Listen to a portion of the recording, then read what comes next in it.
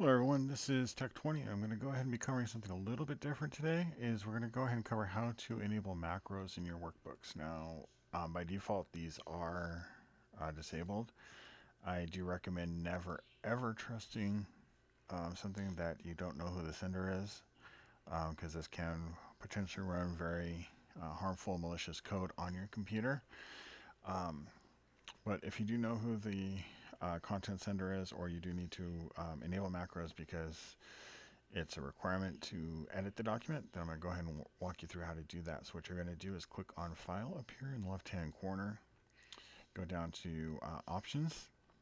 So we're going to click on Options there. This will bring up all your options. Now what you're going to do is come down here to Trust Center. Remember, this is a trust issue. So then you have Trust Center Settings. And click on that.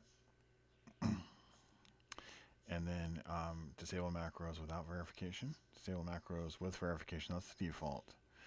Disable VBA macros except digitally signed macros. Um, and again, if the person didn't digitally sign them, then they're not going to run. But you can you can enable VBA macros, which is Visual Basic Macros. Um, and then you would just hit OK. I'm not going to change it on my computer because I don't want them to run by default.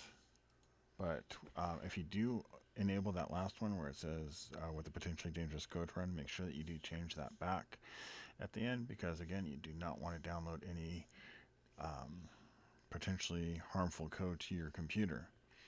If you found this content helpful, please do feel free to subscribe and leave a like. And check out one of my other videos on Excel. If there's anything you'd like to see me cover, please leave it in the comments below. Thank you and have a great day.